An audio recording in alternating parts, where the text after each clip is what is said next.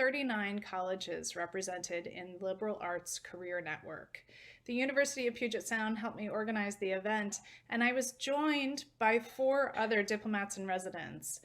Diplomat in residence for New England, Phil Beekman; diplomat in residence for the Midwest, Ron Pakowitz; diplomat in residence for the New York Metro region, Tiffany McGriff; and diplomat in residence for the North Central region, Louis Fintner. I did record the event, but I started just a little late, so you'll see the event start just a couple minutes in. I hope you enjoy this. All right, so unfortunately I missed the introductions, but we will go ahead with this event and get started from here. Okay, so I'm gonna go ahead and share my screen. Hopefully everyone can see that.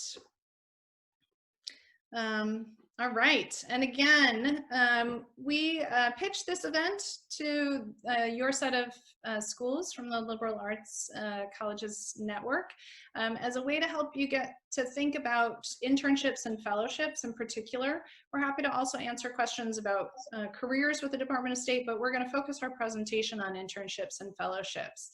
And again, keep those questions coming in the chat box. Tiffany and Ron will take those for you.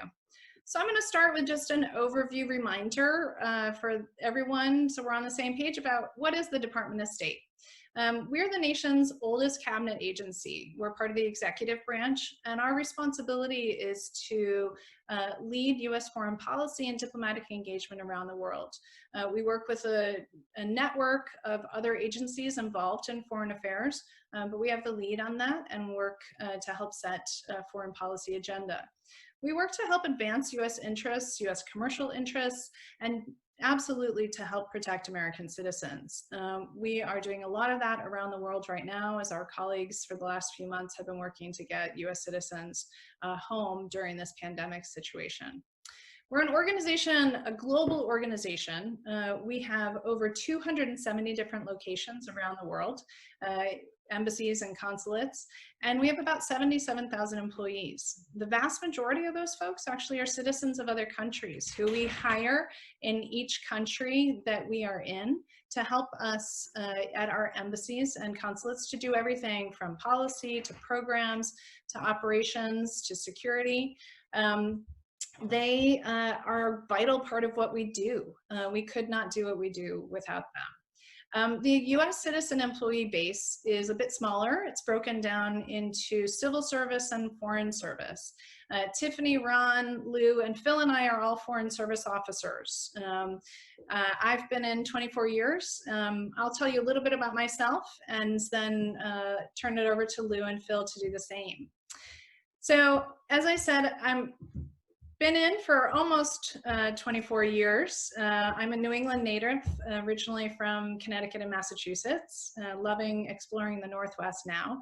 I'm public diplomacy coned, and in the Foreign Service we have 5 different career tracks that you can pursue, public diplomacy being one of them. I have served in fantastic places: Nepal, Tunisia, Egypt, Iraq, Jerusalem, Croatia, North Macedonia, and it's been a wonderful career. My last assignment, I was the Deputy Chief of Mission at our embassy in Skopje, North Macedonia, which was definitely a career highlight. So I'm going to turn it over to Phil to introduce himself. Hey everybody, like I said, I'm Phil Beekman. I am the diplomat in residence for the New England region. I think, I didn't realize this until now, but I think I'm kind of the baby of the group. I've only been a foreign service officer for 15 years, and I've done tours overseas 4 times, twice in Slovenia, once in Trinidad and Tobago, and once in Bosnia and Herzegovina. So I'm a public diplomacy coned officer. So usually my natural place is to be out running cultural exchange programs or working with the press, but it's been quite fun being a recruiter these past 2 years. With that, I think I'll turn it over to Lou.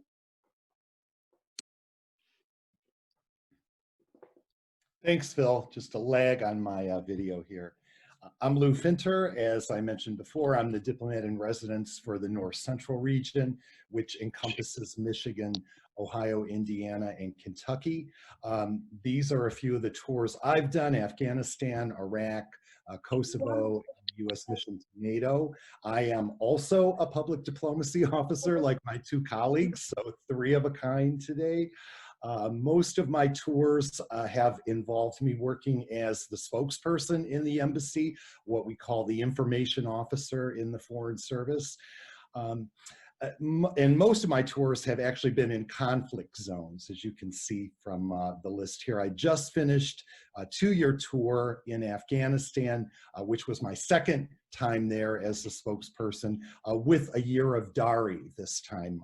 And the Foreign Service does provide language training quite often for you before you go off overseas to do an assignment. The next slide. So today we're going to talk to you about primarily our student programs, internships, fellowships, and study abroad opportunities. The take home here is that our programs are paid or unpaid. Some come with housing, some do not come with housing. Some are in Washington, D.C., some overseas, some both. And we have one program that's a virtual program. We'll get into a little more detail on some of these a little bit later. This is not an exhaustive list, so if you want to research this further and look at some of the other programs that aren't mentioned here, you can go to careers.state.gov. That's our landing page for student and career opportunities. The next slide, please. A very popular program that's just about to open up for applications on July 1st is the Virtual Student Federal Service Internship Program. This is an e-internship program that was launched by the Department of State about 10 years ago. Now more than 50 other federal agencies participate in this program, but state has the largest number of projects and arguably from year to year, the largest number of interns. This is an unpaid program. You don't have to have a security clearance for this program, which is a nice feature for applicants because almost all of our other programs do require a security clearance, and the processing for the clearance can sometimes take many weeks, sometimes even months. So a nice feature about this program is you don't need to have one of those, and you can do it from home or from school while you're studying. It's about 10 hours a week commitment. You work that out with your mentor, and it's a real reciprocal relationship between you and your mentor. The projects that you work on could involve research, things like our human rights report, our trafficking in persons report, counterterrorism report. It could involve interfacing with students overseas who are in our English language training programs. You'll meet with them, help them with their English language instruction. This program opens July 1st and closes July 31st. And like many, many of our programs, internships, fellowships, and even some career programs, you apply to this program through USA Jobs, the federal government's web portal for applying for all kinds of opportunities, not just at state, but in other federal agencies. So if you don't have an account on the USA Jobs platform, please go take a look, usajobs.gov, set up an account, it's free, get your resume typed in, it has to be in a federal format for all programs that we administer in addition to this one. So you'll want to do that, and you can front load a lot of the information now. You can also go to www.vsfs.state.gov or careers.state.gov, the website I mentioned earlier, /VSFS, and you can look at the projects that that were done last year that are completing this year, as well as the new projects. We DIRs have our own projects in this database. So we hope you'll take a look at our projects and think about being one of our interns. Next slide, please. Great. So we also have in-person internships that we run spring, summer, and fall. And these student internships are probably our largest number of internships. These are open to both undergraduate and graduate students. You just have to be an enrolled student. You have to be returning to school at the end of the internship program. They are unpaid. They're 10 weeks, and we have them both in our headquarters in Washington, D.C., and at those 270 different embassies and consulates I mentioned around the world. It's an incredibly unique opportunity to do an internship with the Department of State, particularly overseas at an embassy. To be eligible for them, similar to what Lou already talked about, you have to be a U.S. citizen. For this, you do have to have a minimum 3.0 GPA, and you do have to get a security clearance for this in-person internship. So for that reason, you do have to apply quite far in advance. Our summer 2021 applications will open in early September, and we will make a selection by December. That gives us enough time to get you your security clearance. If you have a security clearance already from another agency, you can request that that be transferred, so that can speed things up just a little bit for you. We do select both primaries and alternates. So, and a lot of people, the alternates do move up as primaries either choose not to take the program or they don't get their security clearance done in time. Again, as we mentioned, the application is through USA Jobs. So you can go on any time in advance of the application period, create your profile, upload your resume, start to build that resume in USA Jobs. When the application becomes active, you will be asked to select two positions. Those positions could be in Washington, they could be overseas, they could be at two different overseas locations, they could be in Washington and overseas. So you just have a lot of flexibility in what you want to select. And the positions that are available will become obvious, will be posted when the application period opens. The application also includes a statement of interest, and you do have to upload your transcript. Now, I'll just flag one thing that we've had an issue with. You're only allowed to upload one transcript. So for transfer students, that can present a problem. But what I have recommended to people and what seems to be working okay is scan all your transcripts into one document and just upload that one document. So that gets around that problem. To be eligible for this, you also do, oops, sorry about that. You do have to have completed at least 60 hours, credit hours, by the time you start the internship. So generally that's, you would apply no earlier than your sophomore year. One other internship program that we do want to flag for you is our U.S. Foreign Service internship program. So that sounds very similar to the last one I introduced, but they are different. One is the State Department Student Internship, and this is the Foreign Service Internship Program. This is a unique opportunity that is based on both merit and needs. The eligibility is a little bit stricter. You have to have a 3.2 GPA. You have to maintain that in the intervening year. This is a 2-summer commitment. The first summer you do in Washington, D.C., you do first a short seminar course on foreign affairs and the foreign affairs apparatus, and then you do an internship at our headquarters. And then the second summer you do an internship overseas at an embassy. This is a paid internship. And you must be a sophomore or a junior when applying, so you have enough time to do the 2-year program. Your travel is reimbursed and you do get housing assistance. It's a similar application as what I've just outlined. You build your resume in USA Jobs, you have a statement of interest, you have to upload that transcript. You do have to include a statement of financial need adversity, and there are some additional short essays that you have to complete for this. What those essay questions are will only be notified once the application opens and you start your application. That does open in August and closes in September. So this is definitely one to keep in mind. Phil, I'll turn it over to you.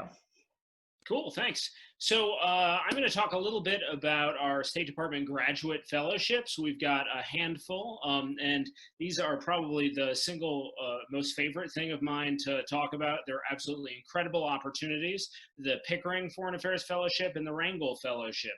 So these two programs are very, very similar. In fact, there's really only one difference. Both of them provide funding for 2-year master's programs, have to meet master's programs in the United States related to international affairs. They provide 2 summer internships that are paid, one in Washington, D.C., and then the other one overseas at a U.S. embassy or consulate or other mission.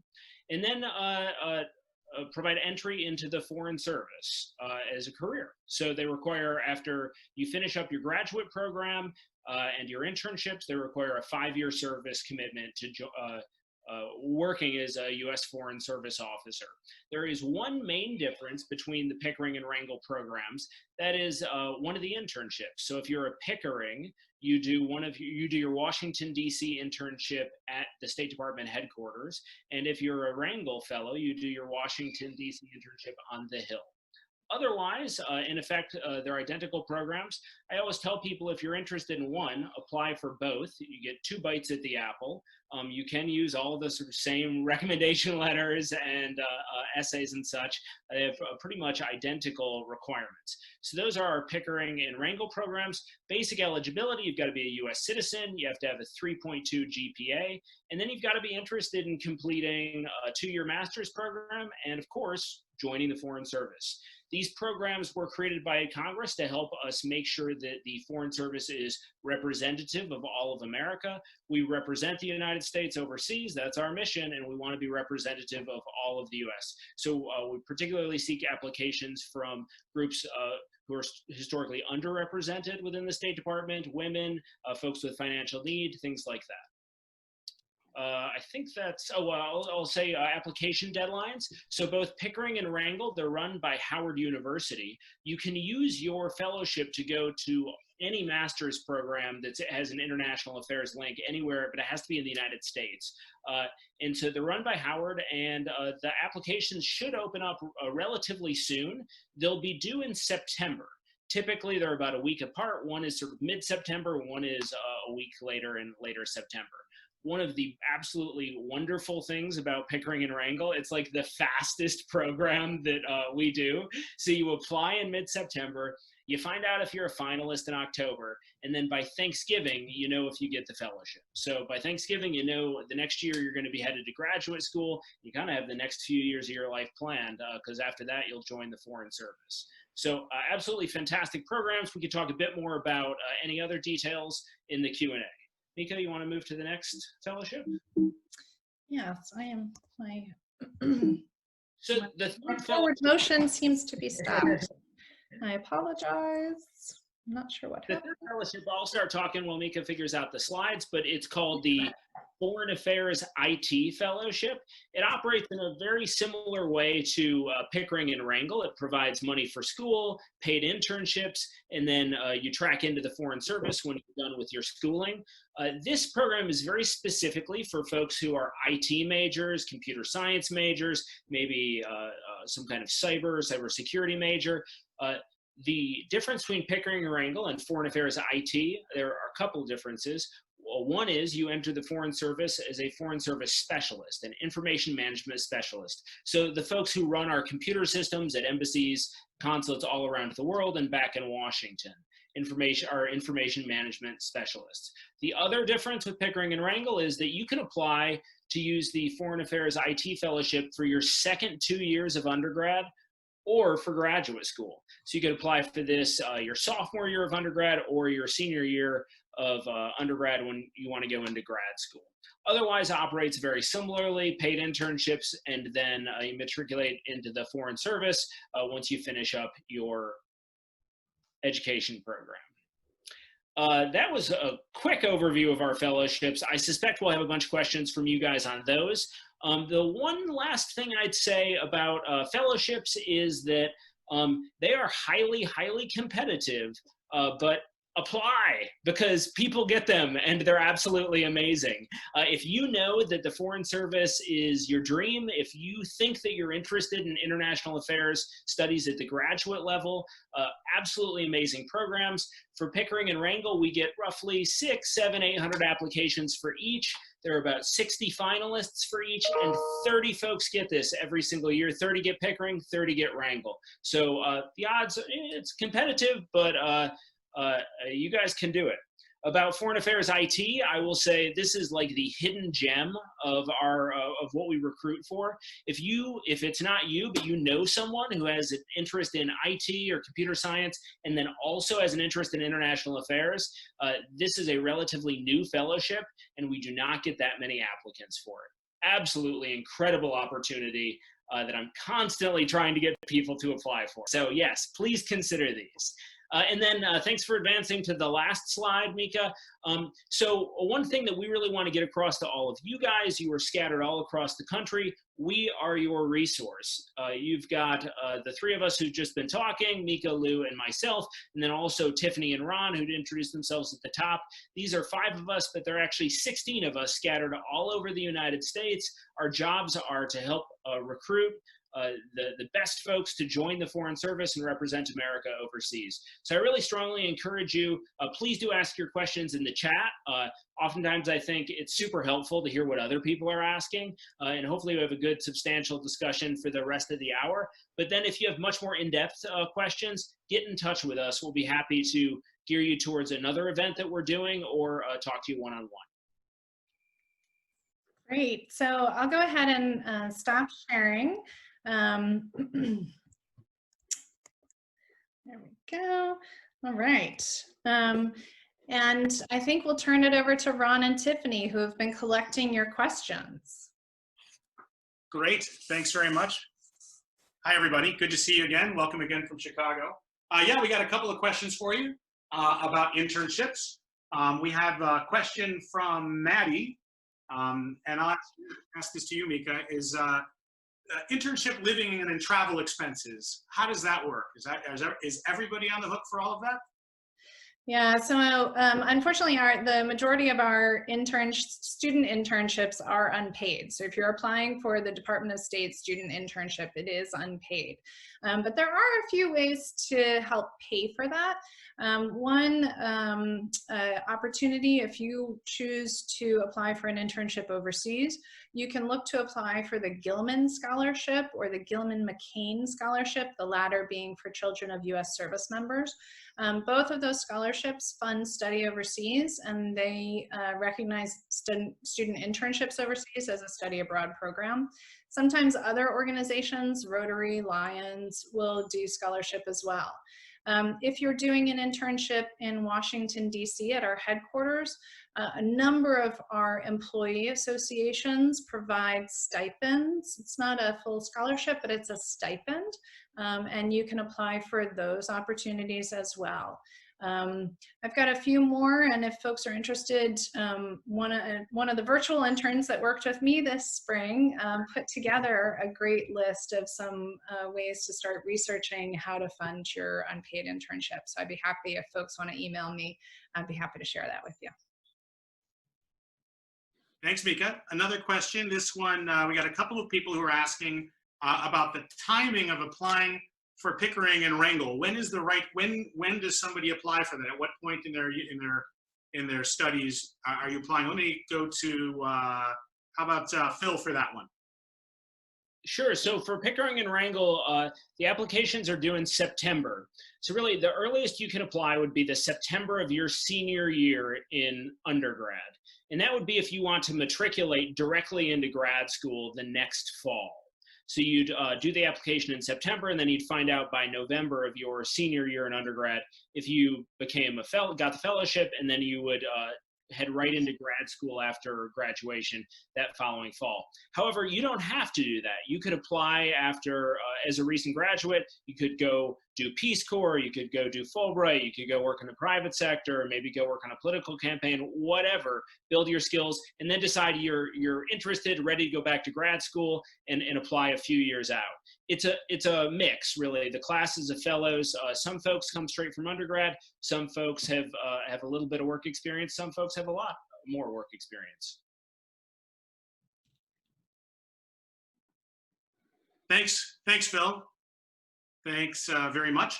Question from Aristotle, this one for Lou. What do you recommend, how do you recommend people, that potential interns make decisions about whether to apply for, say, a regional or a functional bureau, or just generally what kinds of positions to put in for? So for internships, it really depends on what you're interested in. If you go to our website, our portal, the www.state.gov website, you will be able to research both the functional bureaus and the regional bureaus. If you're interested in a specific country with many issues that you want to cover more broadly, of course, you'd want to apply to one of the overseas posts, one of the regional bureaus or overseas posts. But if you're interested in a specific issue like human rights or migration, refugees, then you want to apply to a functional bureau. You can do both though. When you submit your list and you rank where you want to do this internship, you can mix it up. So you can include both functional and regional bureaus.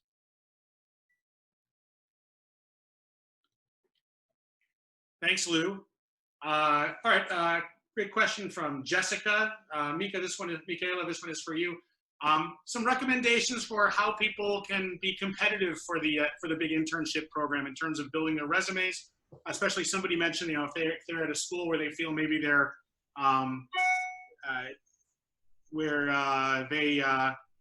somebody wrote, they sometimes feel overshadowed by students who are attending more well-known schools. What kinds of recommendations do you have for people to become competitive in applying for the internships?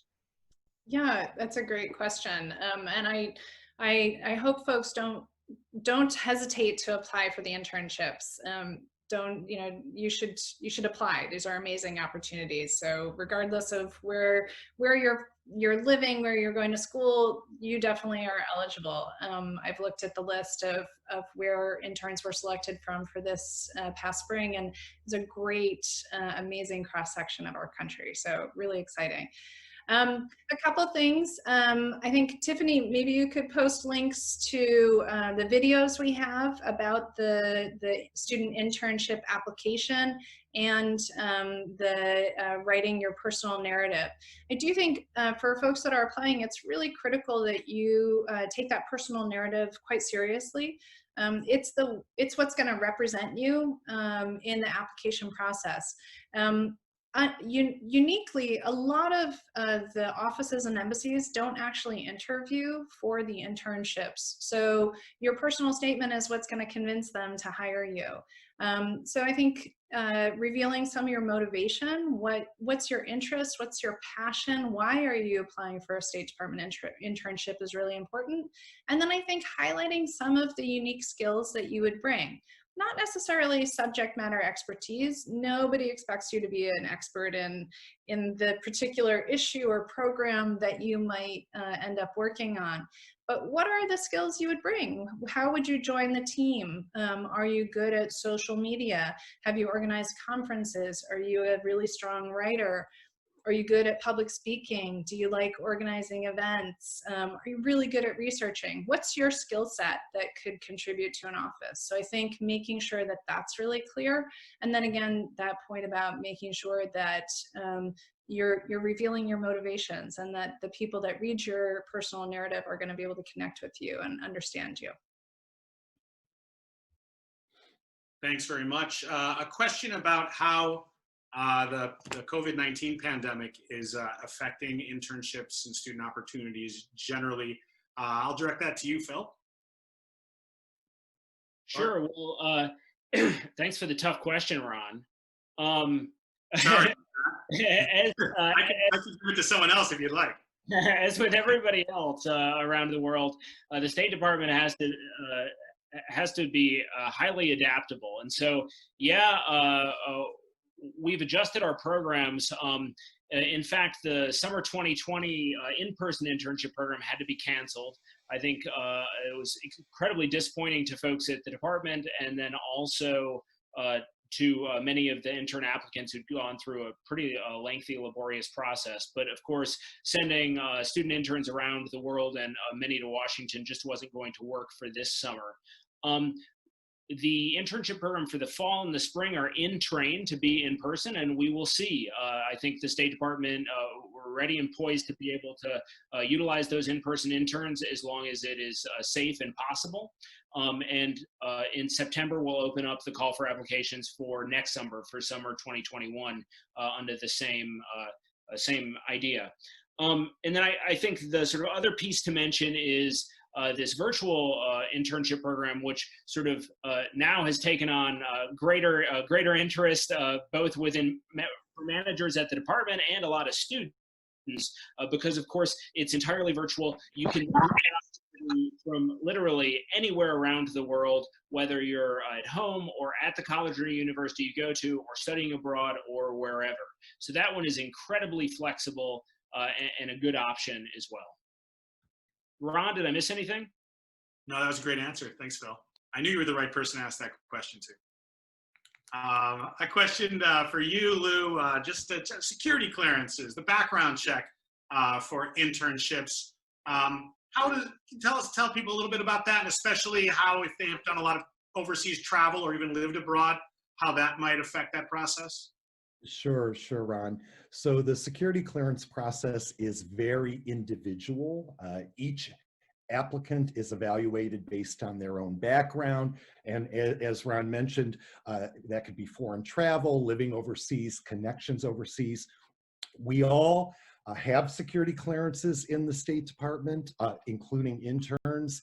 We all fill out the same long form. We all go through the same process. And those of us who are full-time employees at the department go through this process regularly, on a regular basis, for updating.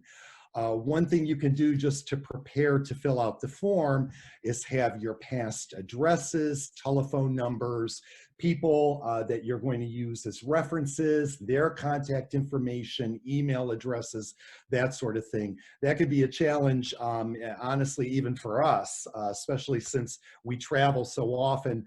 You know, I'm often looking at, you know, Amazon and other places where I've had accounts to find out, you know, exactly what was my zip code 5 years ago or you know, 4 years ago. So so it can take a long time to fill that form out. It's a fairly long form, but most people who go through the process get through the process. The length of time it's going to take you to get through that process, as I said, is dependent on you and your background and the information that you provide. But one thing, you know, you must do and that you definitely want to do is answer the questions fully, honestly, truthfully, accurately, because any missing information on that form can draw the process out even longer. So so when you do get to that stage and you fill out the form, make sure all the information is there before you send it in. Thanks very much, Lou. I'll address this question to you, Michaela. What is there any specific for Pickering and Wrangell? Is there any specific coursework or field of study that that the decision makers are you know, want to see for those applicants, or can they be studying anything? Yeah, for the Pickering and Wrangell, you have to be applying to a graduate program in a foreign affairs related field. That's pretty broad. So a lot of degree programs can fall under that, from international business to conflict resolution to you know, political science to media studies. So you really can do quite a broad array of degrees. The one thing, and I think actually this came up in the chat, is you can't do a JD program because that is a 3-year program and the fellowships are only 2 years. Oh, Ron, you're still on mute. Sorry, rookie mistake. I apologize for that. This is a question actually from me, and one reason I'm asking is I'm curious. I think everyone will want to hear the answers, but the second reason I'm asking is I've only got 1 or 2 more questions from the group in the chat box, so I'm also hoping to prompt a few more questions from our viewers right now. A little plug for that. But the question I have is, you know, really any of you can answer this. But I'm wondering, what are some of the different kinds of assignments or tasks that you've seen interns assigned to do in particular overseas, when you're working in an embassy or a consulate overseas? I see Phil raising his hand, so I'll go to him. Thanks, Phil. Sure. So I think one of the unique and interesting parts about the State Department internship is that, at least from my perspective, it's kind of entrepreneurial. And I always tell interns, I think this is good to know when you're applying, but then also when you get the internship and you show up out at an embassy or a consulate, a lot depends on you. And I think the best interns are those who are sort of flexible and adaptable and ready to learn and ready to work, whatever that might be. And so literally one day I might call you in a rush and have you come over to the ambassador's house and start taking coats for a reception, because I'm also taking coats, because somehow we didn't manage to plan that part on welcoming guests and bringing them in for the reception. Then the next day I'm going to send you out with our deputy chief of mission. Maybe she's giving a speech in some sort of small hamlet far away, and we need an officer to go and be able to help out in any way necessary. So really, you have to be flexible and adaptable, and you can kind of end up doing everything from soup to nuts when you're out at an embassy. I always tell interns their first week, they should, because the internship is relatively brief. It's about 10 weeks, and so it goes by quite quickly. They should think about what they really want to learn, what experiences they want to have, and really take the opportunity to get to know everybody at the embassy in many different sections. And so I encourage the interns to write something, whatever that is. Maybe it's a speech for the ambassador if they're working with me in public diplomacy. Maybe that's a table if they're working in political. Maybe that's a daily activity report, sort of a short paragraph that goes back to Washington for economic. So write something. Give public remarks. So I'll send an intern out to do the sort of protocol speech at a cultural event that we sponsored, or go monitor a grant that the public affairs section has given to a civil society organization. These are all different things that just give you a flavor and experience for what life is like as a foreign service officer. So we really try to make sure our internship program is experiential and that you're getting a sense of what it is to be in the foreign service. Thanks a lot, Phil. And if it's all right, Michaela, even though I'm supposed to be just asking the questions, I'm going to add something to that because I'm the only diplomat in residence in this group. And actually, I think I'm the only diplomat in residence in the diplomat in residence team who's a consular officer. My career track is working as a consular officer. And I think back to some of the experiences I've had in that area of work with interns. They've really had some remarkable opportunities. And I think in particular back to a time when I was working at our embassy in London in the UK, a few years ago, back in 2016-17, when there were a series of terrorist attacks in which some American citizens were victims. And our consular team, a big part of our role when something like that happens is to get out there and provide support to those victims of terrorism and to their families. And so we had an intern at that time who was very much part of that team and was out and about on the streets of London, not immediately after, but once it was safe again, out going to hospitals, hotels, and wherever Americans who had been affected by those attacks were staying, to provide the embassy's support in terms of making sure they were getting adequate medical care, making sure that they were able to get in touch with their families back home in the United States, making sure that they were connected with law enforcement in the UK so that they could find out what had happened to them, and understand the course of the investigation into those terrorist attacks. So really important responsibility of a US embassy in a situation like that is that kind of support. And our intern at that time was directly involved in that effort. So really, rewarding, important work, and an example of some of the really rewarding things you can do when you're an intern overseas. I'm wondering if any of the other DIRs who are here maybe have other examples of work that interns have done with them. I don't mean to put you on the spot if you know. Yeah, no, I think that I love Phil's answer because that's typically, I often say almost the same thing. But last summer when I was at my last summer at the embassy in Skopje, we had 4 interns. And some of the things that they were doing, 2 of them were, one was a Pickering and one was a Wrangell.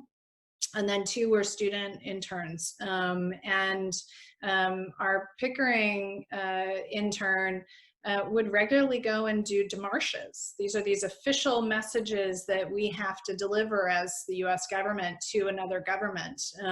We didn't give her the really big complicated ones that might be controversial and hard to deliver, but certainly the, hey, here's this vote's coming up in the UN or the WTO, here's what we think we think this is the best vote, would you vote with us? And she would go and deliver that message. She'd get their answer, she'd write up the cable and send it on back to Washington.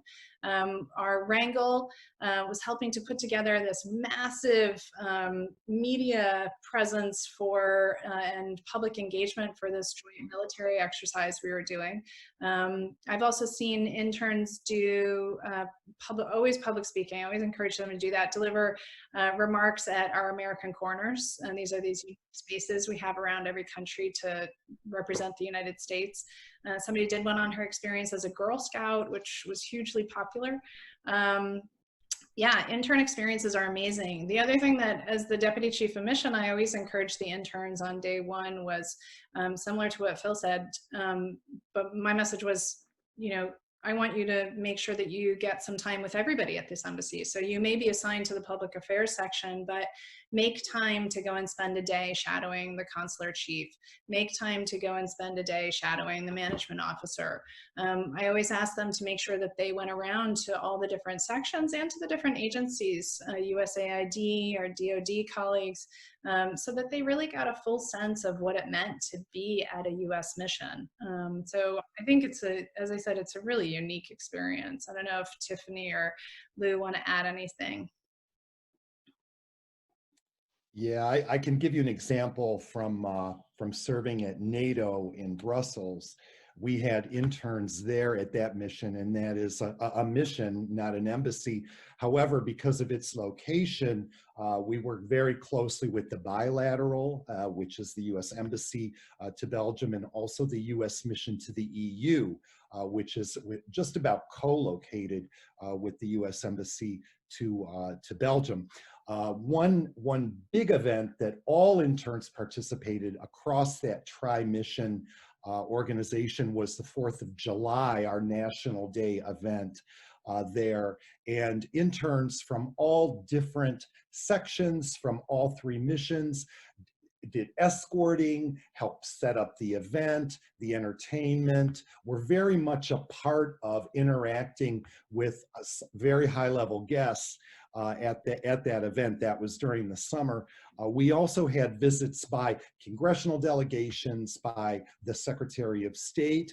When they did press, because I was in the public affairs section there, the intern was very, very closely involved with me in setting up media events like a press conference, a round table, a one-on-one interview, literally in the room with the Secretary of State and myself and the interviewer and the secretary's staff. So I think, as Phil and Ron and Mika all pointed out, you are treated in many respects just like another staff member, and you are given the opportunity to do a lot of interesting things, to take part in events that are more or less historic at times. So it's a great opportunity for you to experience the State Department and the government. Thanks, everybody. That was great. A quick plug for the link that my colleague Tiffany just put into the chat box to sign up for information about to get career info from the State Department. Please go ahead and click on that tiny URL link that Tiffany just put in the chat box, and you'll be able to just answer a couple of quick questions, and then you'll be able to receive email messages from us about, for example, when the various internship application windows open up. A couple of questions we're getting now about, getting out of kind of the internships and looking more into the future in terms of joining the Foreign Service at some point. So, the FSOT, the Foreign Service Officer Test, application is, the test is open for registration right now. And maybe, Michaela, could you maybe tell us a little bit about the process for getting into the Foreign Service, sometime in the future after internships are done? Sure, and we have a great graphic on careers.state.gov. So under work, foreign service officer. So definitely encourage everyone to check out the website. It's got a lot of information, and two tips I'll give you about our website: always scroll to the bottom of the page, because we have drop down information underneath graphics, which you can find if you scroll all the way to the bottom. And don't forget to always look at the very top, because that downloads button has a lot of really good information in it as well. So those are my two tips about our website. But the process of applying for the Foreign Service is sort of it's a three-stage evaluative process. You start off by completing an application, and a big part of that application are 6 personal narratives in which you describe for us or you illustrate for us how you have the skills we're looking for by giving examples of when you've applied those. The first evaluation is our Foreign Service Officer test. It's a general knowledge test.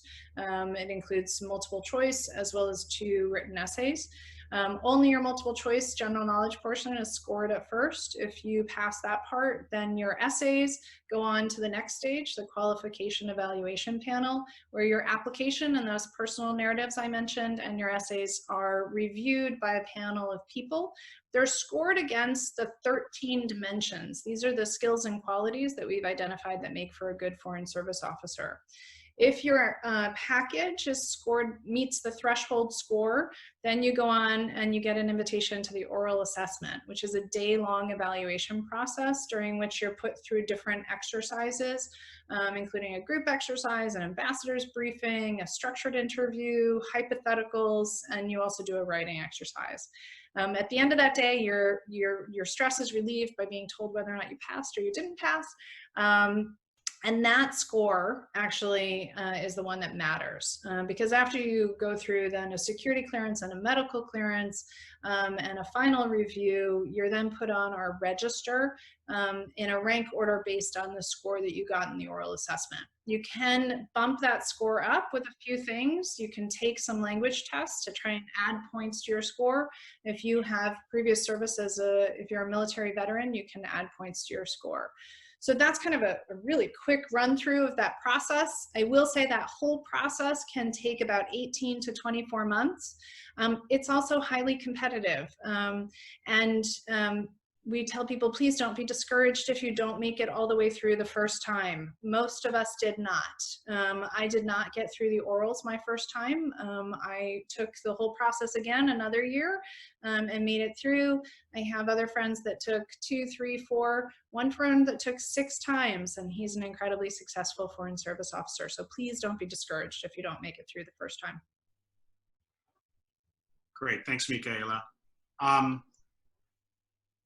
Question about the diplomat, the role of the diplomats in residence. And the question we got was actually specific to internship applications and whether potential interns can reach out to us with questions, but also more generally, what's the diplomat in residence role for anyone who's interested in coming either to intern with us or to work with us? Phil, you want to take that? Yeah, sure. So we have 16 diplomats in residence. We're scattered all over the country. So and I'm sure these guys will post the link to figure out who your local diplomat in residence is. For example, I am up in New England. I've got an office at Tufts University, but really spend most of my time on the road, traveling all over the region. Hopefully a few of you are folks that I've met while out on campus. So diplomats in residence, we are professional diplomats. We're not professional recruiters. So we have an opportunity to kind of talk to you guys about all the different opportunities within the State Department and then our personal experience. So I always think our website is incredible. There's tons of information and lots of detail, but maybe the piece that isn't there is what's the reality of moving to Bosnia with a 6-week-old baby? How's that? Which I can speak to, or what happens when your embassy gets shot at, which Lou could speak to quite a bit probably. So we can give a little bit more color and feeling to the information that you guys get on the website. Most of us are doing regular virtual events. And so if you go to the State Department website and click on events, you can join one of those. you don't have to join one in your region. If you find a diplomat in residence who's maybe in the career track that you're interested in or has a background that's interesting to you, go ahead and try and register for an event with that person. But yeah, we're here to be a resource and help answer questions and kind of get beyond the basics that are on the website. In general, for internship applications or for the fellowship applications, we won't read your essays and copy edit them for you. We'll give you lots of positive general support and encouragement, but just to keep things fair, we won't do that, but can certainly talk to you more about the life and questions you might have, and help guide you if you're interested in X topic, which portions of the big department bureaucracy might be most appealing or interesting for an internship, and things like that. Great. Michaela, do we still have time for another question? I know it's getting close to the top of the hour. We do have time for another question, and then I'd love, since I neglected to start recording until we were already a little into this, I'd love for you and Tiffany to come back on and reintroduce yourselves. I'll be happy to do that. You want us to do that now, or should you want to wait till the very end? Sure. Why don't we do that now, and then you can wrap it up with one final question. Sure. And I'll just say before. On the course of introducing myself, my name is Ron Pakowitz. I'm the State Department's diplomat in residence for the Midwest. I do want to mention the tiny URL link that my colleague Tiffany, who you can see now, has been displaying in the chat box periodically. A couple of you mentioned you were having problems using that link. I just tested it. It is working. So keep trying, or perhaps cut it, copy and paste it into another web browser window. When you click on that link, or when you go to that page, you'll be brought to a page that is for this particular event. Then please go ahead and click on the register button at the bottom right of the page. You'll be asked just a couple questions, including your email address and whatever things you're interested in learning about. It will only take you a minute or two to complete. Tiffany, you want to say a quick hello? Hello, everyone. Again, thank you for participating. Foreign Service Officer, and I'm public diplomacy as well, so I'm a part of that club. Okay. And like Lou, I have spent most of my Foreign Service public diplomacy career in the information officer space, so a lot of messaging to the media and targeted audiences. And I've spent most of my career in sub-Saharan Africa. That's me. I'm located in New York, cover New York, New Jersey, and Pennsylvania. I will be rotating out this summer, but my successor is an exceptional officer as well, and she's public diplomacy, and she'll be coming on board pretty soon. So as a last question, one of our viewers asked us about career tracks, and I know a couple of you used the word cone earlier. Is the archaic term cone, which is, I guess, what we used to call career tracks, right? I don't know where that came from, but now we call them career tracks, at least. And I know all of you are public diplomacy and the public diplomacy career track, and I'm on the consular track. I was wondering if maybe one of you might want to take a moment to talk about how you made that decision, since that's a decision that people who are going, any of our viewers who are going to be applying for the Foreign Service test in the near future, they'll have to make that early on. How you made that decision and kind of what you think of that decision now a few years on. Anyone want to grab that? I'm happy to do that. It may have been me that said cone. Maybe that's dating. Oh, three of you did. So in fact, actually, my class, I was the last to come into the Foreign Service unconed. We came in without career tracking, and that gave me the opportunity to spend some time in the Foreign Service and see what the different career tracks were. So the different career tracks are political, economic, management, consular, and public diplomacy. And we are quite balanced, even if this representation doesn't make it seem that way. I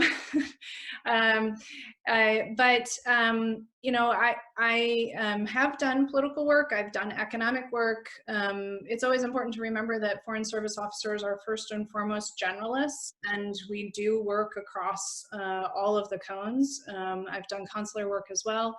I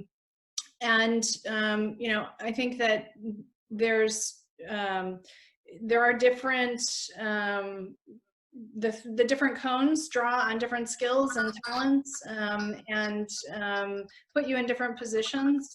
So it's good to do some research. We have some amazing officer videos, employee videos on our website, and you can hear more about the different career tracks and different experiences. I ended up picking public diplomacy because I really enjoy representing the United States to the public, to talking about who we are, what we're about. I love trying to improve understanding of the United States and improve mutual understanding between the U.S. So I was drawn to the role of public diplomacy in making strategic program decisions to try and improve understanding of the U.S. and our policies. But I've enjoyed all of the work that I've done in all of the different cones. And so I think really there is a quiz on our website you can do to see which one might appeal to you. But they're all fantastic and just really a vital part of what we do overseas.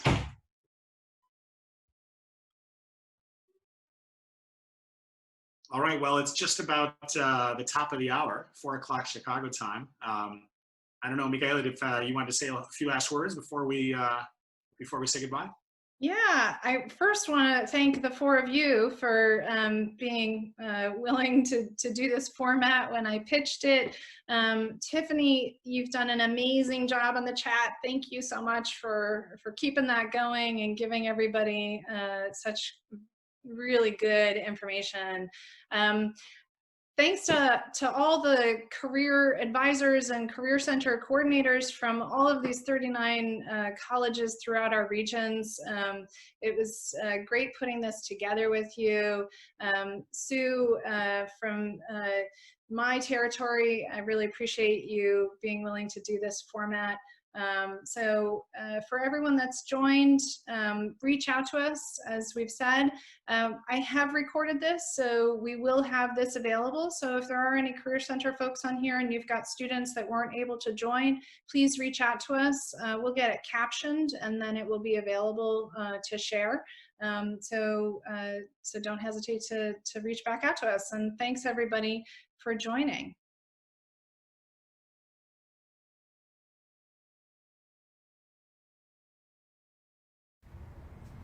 The videos you're about to watch were made before the COVID-19 crisis, but now they feel more relevant than ever. One lesson we're learning is that change is here. Going back to normal is not acceptable, because normal is what was wrong all along. It is up to us, together, to fight for the future we want and need.